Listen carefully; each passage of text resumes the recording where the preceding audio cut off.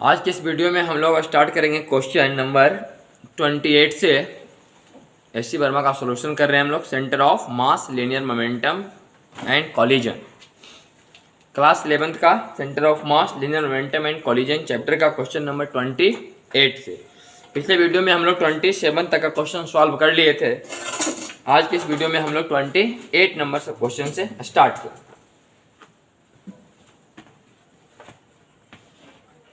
28 number सवाल में लिखा हुआ है कि 2 person each of mass m, small m, are standing at the two extremes of a railroad car of mass capital M resting on a smooth track।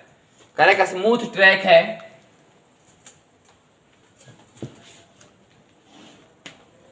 एक smooth track है, इस पर कोई रेल रोड कार, समझो कि train,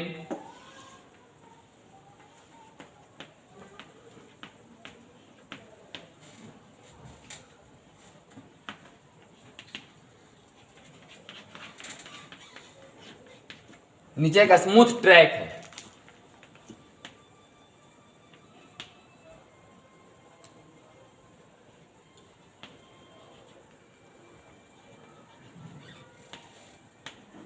इस आदमी का भी मास m, इसका भी मास m और इस कार का मास कैपिटल M।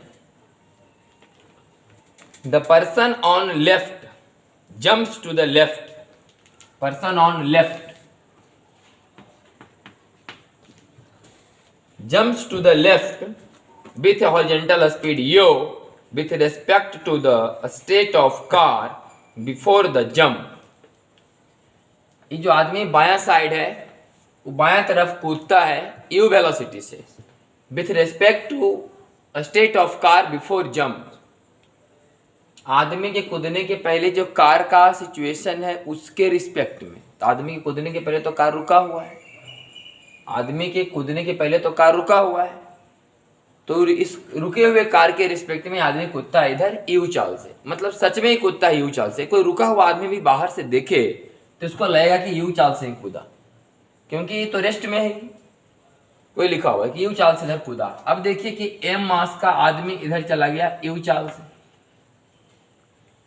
तो बचा है अब कौन, M plus M. M plus M मान लो कि इधर गया कितना चाल से, भी डैश चाल से।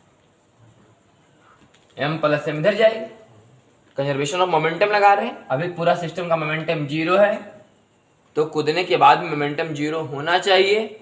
तो इधर गया तो इधर जाएगा, तब ना मोमेंटम जोड़ के जीरो आएगा। ये आई कैप और ये माइनस आई कैप, तब जोड़ के जीरो आना चाहिए। तो कंजर्वेशन ऑफ मोमेंटम के हिसाब से होना चाहिए कि एम यू इधर, या तो ऐसे लिखो कि कूदने के पहले मोमेंटम जीरो था, आदमी कूदने के पहले मोमेंटम जीरो और कूदने के बाद भी जीरो होना चाहिए। तो इसका डायरेक्शन मान लिया हमें नहीं पता है कि इधर किधर जाएगा, तो भी निकल जाएगा। इसको लिखो एम यू माइनस आई, इसका पता नहीं तो लिख लो एम प्लस एम भी डैश। तो यहां से भी डैश का मान निकल के आ जाएगा एम यू बटा एम प्लस एम आई कैप। ये हम लोग कंजर्वेशन ऑफ मोमेंटम लगा दिए।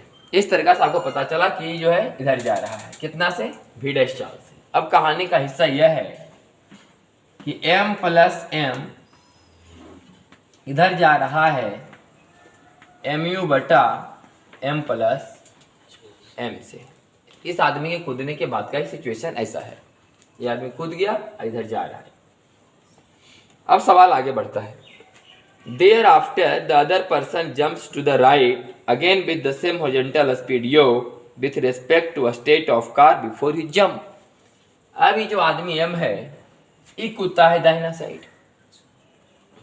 ये सिस्टम चल रहा है, चलते चलते ये जो m है इधर कूद गया u के स्पीड से with respect to a state of car before jump. इस गाड़ी के रिस्पेक्ट में, जो गाड़ी m प्लस एम पूरा सिस्टम जो इधर जा रहा है उसके रिस्पेक्ट में यू चाल से कूदता है। मान ले समझिए कि एक कार पर एक आदमी है और 5 की स्पीड से इधर जा रहा है, तो 5 की स्पीड से जा रहा है और तभी वो कूदता है 3 की स्पीड से। 5 की स्पीड से कोई कार चल रहा था और उसके रिस्पेक्ट में कूदता है 3 के लिए, तो बाहर वाला को लगा कि वो 8 से कूदा। यही मेरे बात समझना है। यहाँ ये जो अब कूदने वाला है u के स्पीड से इधर, वो बाहर वाला आदमी नहीं देखेगा, वो कार के अंदर वाला आदमी देखेगा कि ये कूदा u के रिस्पेक्ट से। क्वेश्चन यही कह रहा है कि जो आदमी इधर कूदा u वेलोसिटी से, वो with respect to state of car before jump, माने with respect to moving frame, मतलब इसके अंदर में अगर कोई आदमी समझ लो कि होगा तो वो देखा कि कूदा u चाल से, इसके बारे में। लेकिन हम लोग बाहर से बैठ के देखेंगे रोड के बाहर कि कूदा u प्लस mu बटा m प्लस m से, क्योंकि कार चल रहा था 5 की स्पीड से और उसमें से एक आदमी आया कूदा 3 की स्पीड से, तो 5 3 8 की स्पीड से हम लोग देखेंगे एक्चुअल में कि वो उसका जो वास्तविक है वो 8 है। तो बताओ कि बाकी जो m बचा इसका वेलोसिटी क्या होगा। मान लो इसका वेलोसिटी v होगा, a v का मान तो हमें जानना है। तो कूदने के पहले का momentum m plus m mu बटा m प्लस m आई कैप, कूदने के पहले का मोमेंटम बराबर। अब कूदने के बाद इसका mu plus m square u बटा m प्लस m, ये भी आई कैप, ये भी आई कैप, और इसका पता नहीं m भी, वही भी का मान हमें चाहिए। तो m प्लस m से m plus m cancel, m u आई कैप में m u आई कैप घटेगा तो 0, और ये पूरा टर्म इधर चला आएगा, तो हो जाएगा m स्क्वायर u बटा m प्लस m माइनस आई कैप, आई के m यहाँ से डिवाइड हो जाएगा बराबर v। मतलब ये कार पीछे जाएगा m स्क्वायर u बटा m into M plus m से। ये 28 का आंसर है, m स्क्वायर u बटा m इंटू एम प्लस, इतना स्पीड से पीछे जाएगा। ये 28 नंबर सवाल का आंसर है। नेक्स्ट 29 में आते हैं।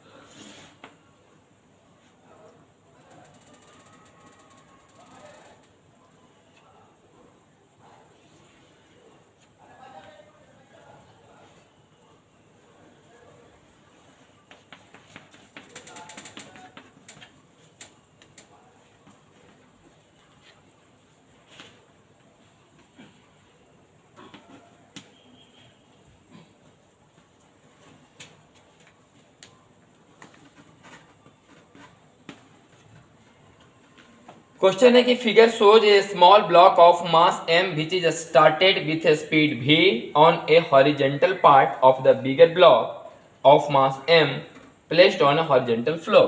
इसका मास कैपिटल है।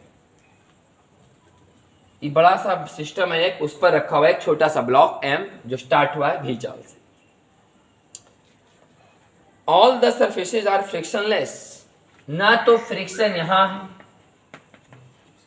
और न फ्रिक्शन यहां है, न तो जमीन और इस बड़ा वाला ब्लॉक के बीच में घर्षण है, न बड़ा वाला ब्लॉक और न छोटा वाला ब्लॉक के बीच में घर्षण है। ऐसा क्वेश्चन में बात मेंशन है। तो find the speed of the bigger block when the smaller block reaches the point A of the surface. जब ये छोटा वाला ब्लॉक इस ए पॉइंट पर पहुंचेगा उस समय बताना है कि बड़ा वाला ब्लॉक का चाल क्या है। देखिए समझिए, यहां ये जो m मास का पार्टिकल भी वेलोसिटी से आ रहा है, उसके नीचे तो सरफेस स्मूथ है, तो ये आ रहा होगा यहां तक, कोई दिक्कत नहीं है। अगर सरफेस रफ होता, समझिए पहले होता क्या, जैसे मान लो एक प्लेट है, इस पर एक आदमी आगे की ओर बढ़े, आगे की ओर बढ़े, चले, तो चलने के लिए घर्षण चाहिए। ये चल नहीं रहा, इसको तो स्लाइड करा दिया गया, धक्का दे दिया गया, फिसलते जा रहा होगा। लेकिन आदमी अगर रहता है किसी प्लेट पर, अब आदमी अगर चले, तो जब ये आदमी चलेगा और इस प्लेट के नीचे और इस प्लेट के नीचे अगर घर्षण का मान 0 है, इस प्लेट के नीचे अगर घर्षण का मान 0 है, अब आदमी और प्लेट के बीच में तो घर्षण रहेगा नहीं, तो चलबो नहीं करेगा। तो ऐसे अगर चलेगा तो प्लेट कहाँ फिसलेगा? पीछे। तो ये प्लेट पीछे फिसलेगा। तब बोले कि आदमी जाएगा आगे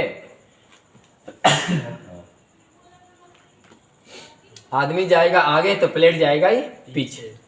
लेकिन यहाँ ऐसा नहीं है। हाँ, इस m के जगह कोई आदमी रहता, कोई आदमी चल रहा है, तो आदमी के चलने के लिए फ्रिक्शन फिर होना जरूरी चाहिए था। तो यहाँ जरूरी फ्रिक्शन होता और तब वो आगे चलता तो प्लेट पीछे भागता। लेकिन ये बात समझिए, यहाँ फ्रिक्शन ले से यहाँ तक आएगा। अच्छा, प्लेट पीछे क्यों भागा? क्योंकि यहाँ घर्षण बल काम कर जाता। तो जब ये ब्लॉक m मास का ब्लॉक यहाँ से ऊपर चढ़ना ऐसे शुरू करेगा ऐसे, तब ये वाला m मास का ब्लॉक जैसे देखो यहाँ आएगा, तो ऐसे लगेगा नॉर्मल रिएक्शन, ऐसे लगेगा ना। आओ इधर चलेगा तो और ऐसे लगेगा नॉर्मल रिएक्शन। तो ये जो नॉर्मल रिएक्शन का जो डायरेक्शन, अभी नॉर्मल रिएक्शन ऐसे है, इस पर नॉर्मल रिएक्शन नीचे लग रहा है, mg नीचे लग रहा है अभी, और नॉर्मल रिएक्शन ऊपर। अभी mg नीचे और नॉर्मल रिएक्शन ऊपर, मतलब ई इसको एक्शन नीचे दे रहा है, नीचे दे रहा है, नीचे दे रहा है, क्योंकि नॉर्मल एक्शन ऊपर है। नॉर्मल एक्शन ऊपर है, इसका मतलब एक्शन इधर मिल रहा है, तब तो रिएक्शन उधर जा रहा है। और यहाँ नॉर्मल एक्शन तो इधर मिलेगा, इसका मतलब ये हुआ कि mg का कुछ हिस्सा इधर भी लग रहा है, mg का कुछ हिस्सा इधर भी लग रहा है। अब यही जो बल लगा, इस कारण से आगे चलना ही शुरू कर देता। यहां से यहां तक जब तक आएगा ना, कुछ नहीं होगा इसमें, न स्पीड धरेगा। जैसे ही पार्टिकल यहां से चढ़ना शुरू करेगा, तब ये स्पीड धरना शुरू करेगा, तब इसमें स्पीड बढ़ना आना शुरू हो जाएगा। यहां पर यहां तक में कोई दिक्कत नहीं। जैसे टर्न पर मारेगा तो फोर्स का डायरेक्शन क्या होगा? चेंज, तो इसमें गति आना शुरू हो जाएगा। तो ये रुका हुआ था, इसमें गति आ रहा है। अब बोले कि मोमेंटम कंजर्व कहाँ हुआ? तो रुका हुआ था, गति में आ रहा है। तो हमें बताना चाह रहे हैं कि पूरे सिस्टम का मोमेंटम कंजर्व है, सिर्फ इसका मोमेंटम कंजर्व नहीं होगा। इस पर तो बल लग ही गया। सिस्टम कंजर्व, मोमेंटम कंजर्व तब होते हैं जब कोई बल नहीं लगे, लेकिन इस पर तो एक्स्ट्रा बल लग जाएगा, तो इसका मोमेंटम थोड़ी कंजर्व रहेगा। इसका तो मोमेंटम शुरू में 0 है, रेस्ट में है, फिर धीरे धीरे चाल खुलेगा। लेकिन पूरा सिस्टम का मोमेंटम कंजर्व है, क्योंकि सिस्टम पर कोई बाहर से बल नहीं लगेगा। तो लिखेंगे हम लोग कि वहाँ m इंटू भी इक्वल टू, जब ये वाला m यहाँ पर आ जाएगा एकदम, तब का m प्लस m इंटू भी। ये तो इसी पर है, तो साथ साथ ही चलेंगे दोनों। जब ये m यहाँ पर है तो क्या, अब ऐसा तो हो नहीं सकता कि इसका स्पीड ज्यादा हो गया होगा और वो वाला कम, इसी के चलते इसमें स्पीड आया होगा। ये भले हो सके इसका स्पीड थोड़ा थोड़ा कमा होगा, इसमें स्पीड थोड़ा थोड़ा 0 से खुला होगा, लेकिन ऐसा नहीं होगा कि इसका स्पीड ज्यादा हो जाएगा, चला जाएगा आगे और रुक जाएगा, ऐसे पीछे रह जाएगा, ऐसे नहीं कभी होगा। इस पॉइंट तक कम से कम, इस पॉइंट तक कम से कम ऐसा कुछ होने वाला नहीं। तो v डैश का मान यहां से निकाल लीजिए, mv बटा m प्लस m, ये आंसर हो जाएगा। कितना चाल से चलेंगे, mv बटा m plus m। Find the speed of the bigger block when the smaller block reaches the point a of the surface. Question number 30।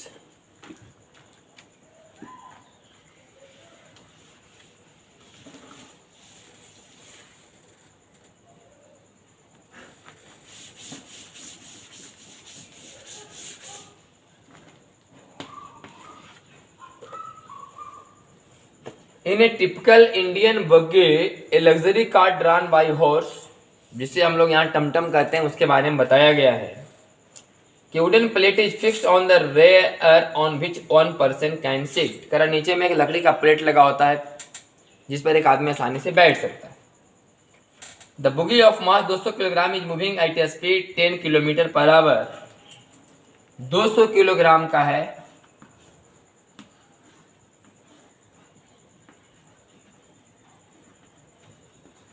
जो 10 किलोमीटर पर आवर से जा रहा है। As it overtake a school boy walking at a speed of 4 kilometre per our. इसके आगे आगे 200 kilogram का ही जो है बुगी सिस्टम, एक टमटम जो है 10 किलोमीटर पर घंटा से जा रहा है। आगे आगे एक लड़का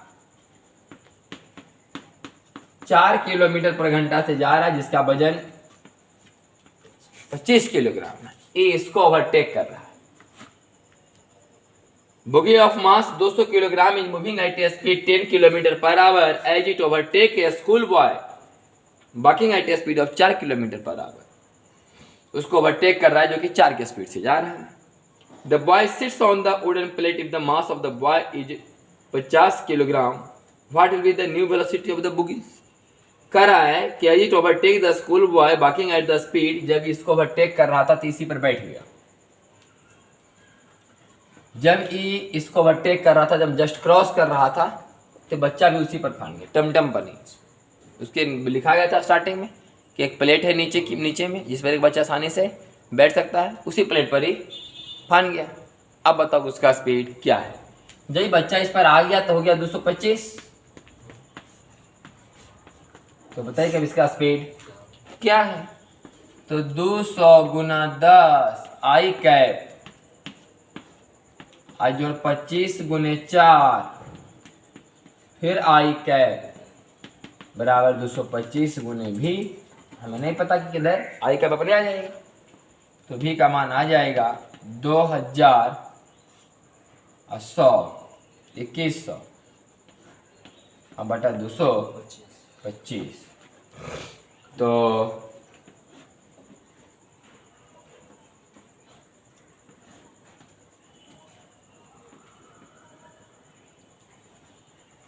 और ये 5 से कटेगा तो 9।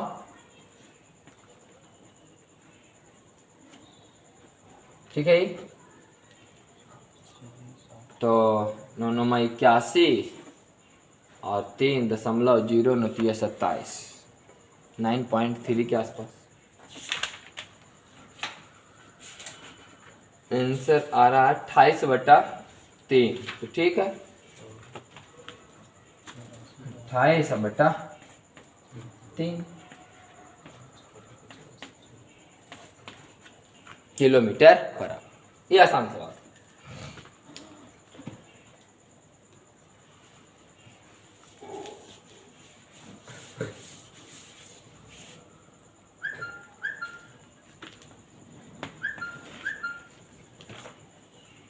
A ball of mass 0.50 kilogram moving at a speed 5 meter per second।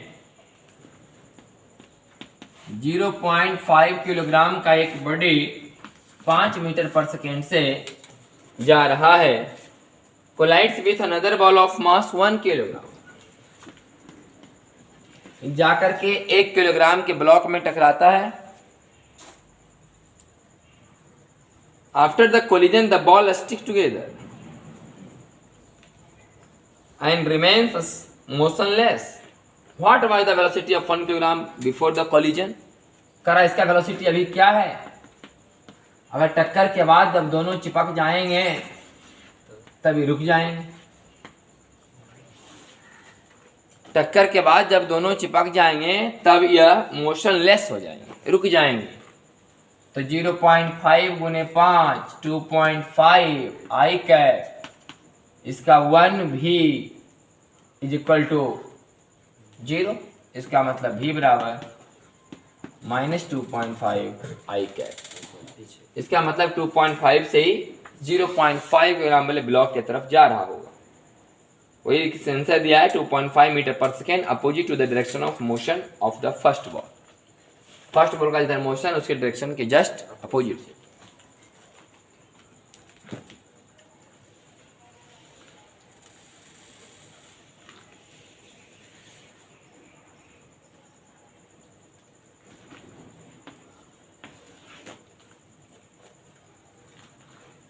लिखा है 60 kilogram man skating with a speed 10 metre पर second collides with 40 kilogram skater at rest.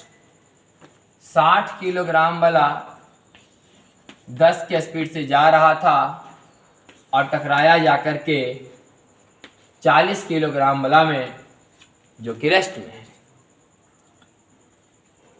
है। And they cling to each other, फिर दोनों वही आपस में जुड़ गए। Find the loss of kinetic energy during collision.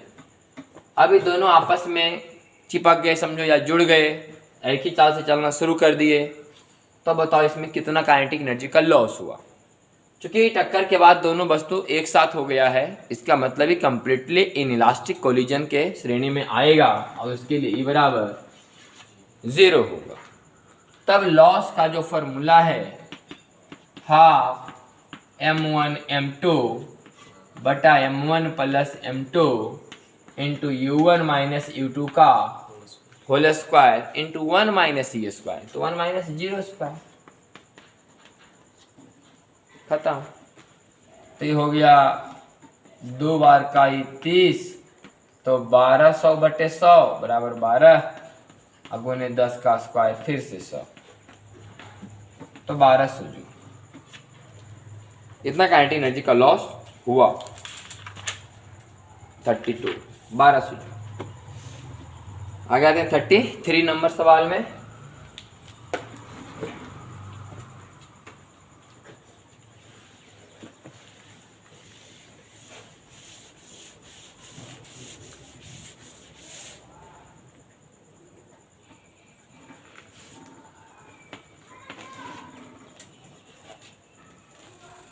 Consider a head on collision. Head on collision और ऑब्लिक कोलिजन के बारे में पता होगा कि हेड ऑन कोलिजन में लाइन ऑफ मोशन और लाइन ऑफ इम्पैक्ट दोनों सेम ही होते हैं। Between two particles of masses m1 and m2 this initial speed of the particle are u1 and u2। m1 जा रहा है u1 स्पीड से और m2 जा रहा है u2 स्पीड से। In the same direction, the collision starts at t बराबर 0 and particles interact for a time interval delta t. During the collision, the speed of the particle varies as vt बराबर u1 plus कराए कि दोनों particle आपस में टकराना शुरू हुए, t बराबर 0 पर टक्कर होना शुरू हुआ और कुछ समय तक टक्कर होता रहा, डेल्टा t समय तक। t बराबर 0 पर टक्कर होना शुरू हुआ, जिसमें टक्कर स्टार्ट हुआ उसमें से घड़ी देखना शुरू किए हम लोग, समय गिनती करना शुरू किए और कुछ समय तक देखिए कि टक्कर हो रहा है। बहुत कम समय तक हुआ होगा, ये काम बहुत जल्दी हो गया होगा, लेकिन कुछ तो समय लगा होगा टक्कर होने में। जिस समय किसी बॉल को जमीन पर गिराते हैं तो जमीन में टच होने में तो कुछ समय लगता होगा, टच होना फिर वहां से रिटर्न आना। तो लिखा हुआ है कि ड्यूरिंग द कोलिजन, जब भी कोलिजन हो रहा था डेल्टा टी समय तक कोलिजन हो रहा था, तो किसी बीच में किसी समय vt बराबर u1 प्लस पहला का जो वेलोसिटी है as a function of time t बराबर u1 plus t by delta t v1 minus u1। v1 होगा टक्कर के बाद वेलोसिटी, इसका टक्कर के बाद इसका वेलोसिटी कितना होगा v1। आई वेलोसिटी का भी टक्कर के दौरान, टक्कर होने के दौरान इसका वेलोसिटी है। तो सवाल है कि find the speed of the particle as a function of time during the collision. तो इसका स्पीड उस समय क्या था जिस समय इसका स्पीड ई था, जिस समय इसका स्पीड ई था उस समय इसका स्पीड क्या था। लगा रहे conservation of momentum, m1 u1 plus m2 u2 बराबर m1 u1 plus t by delta t v1 minus u1 plus m2 into v2t। वही तो हमें निकालना है v2t। तो m1 u1 से m1 u1 कट जाए तो बचेगा m2 u2 minus m1 t by delta t v1 minus u1 और बटा m2 बटा m2। तो m2 कैंसिल रहा हो जाएगा m2। आंसर आएगा हम लोग का U2 माइनस M1 बटा M2 T by delta T V1 minus U। यही answer.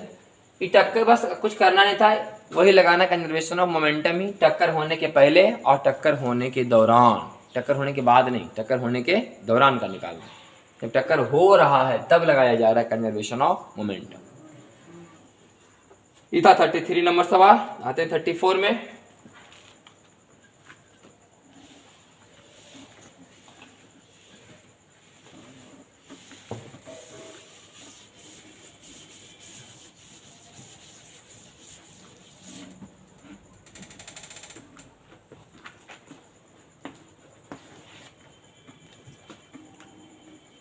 A bullet of mass small m moving at a speed v hits a ball of mass capital M at rest.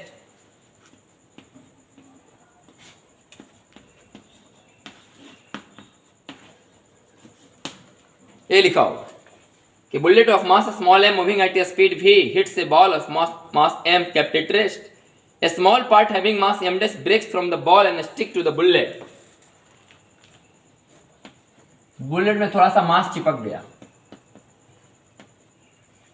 m dash bullet में चिपक के चला गया साथ ही साथ। The remaining ball is found to move at a speed v1 in the direction of the bullet. बाकी जो बॉल बचा वो जा रहा था v1 स्पीड से। Find the velocity of the bullet after the collision. बताओ उसका वेलोसिटी का मान क्या है आफ्टर द कोलिजन।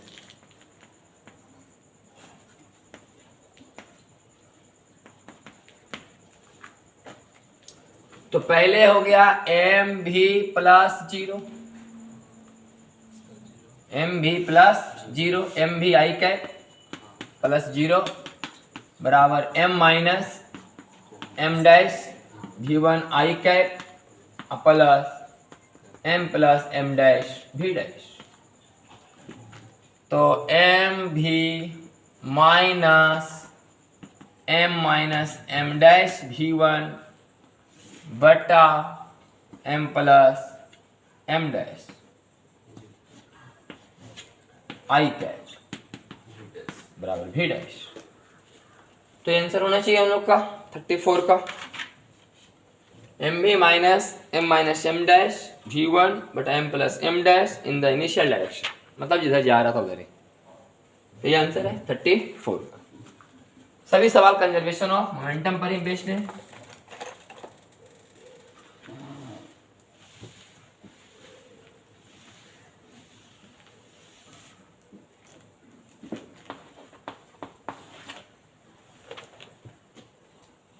करें ball of mass m moving at a speed v makes a head-on collision with an initial ball at rest.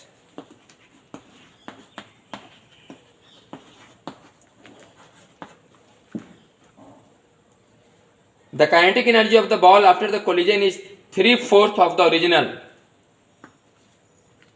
Kinetic energy of the ball after the collision is 3/4 of the original.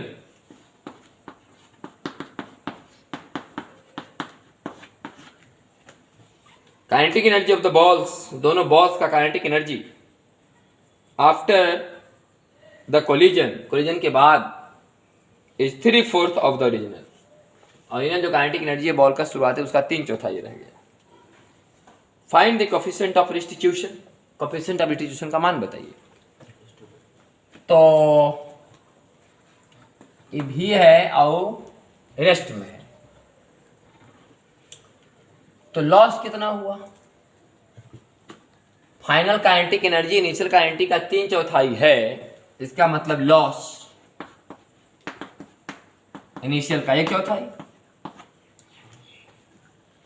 3/4 तो बचा हुआ ही रह गया, तो loss वो 1/4 और loss का formula हम जानते हैं, हाफ m1 m2 बटा m1 plus m2 into u1 minus u2 का होल स्क्वायर v माइनस 0 का whole square into 1 minus A square is equal to initial kinetic energy का 1/4। इनसे काइनेटिक खाली इसके पास करंट, इसके पास तो है ही नहीं, तो हाफ mv स्क्वायर का 1/4। टक्कर के पहले से इसके पास क्या है, इसके पास तो है ये नहीं है, तो उसका क्या होता है, तो half M V square M बटा 2m बराबर 1/2, तो 1/2 इंटू 1 माइनस ई स्क्वायर बराबर 1/4, 1 माइनस ई स्क्वायर बराबर 1/2, तो ई स्क्वायर बराबर 1/2, ई बराबर 1/√1/√2। ये 35 नंबर सवाल। अगला बढ़ते हैं 36 में।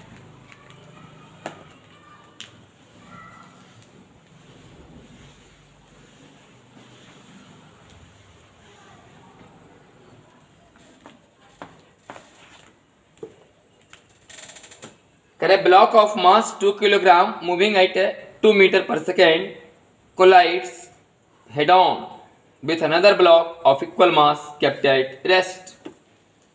2 किलोग्राम वाला 2 के स्पीड से जा रहा है और आगे 2 किलोग्राम एक रेस्ट में। Find the maximum possible loss in kinetic energy due to the collision। Maximum loss of kinetic energy बताना है। मैक्सिमम लॉस तभी होगा जब दोनों चिपक जाएंगे। मैक्सिमम लॉस काइनेटिक एनर्जी बताना है, तो मैक्सिमम लॉस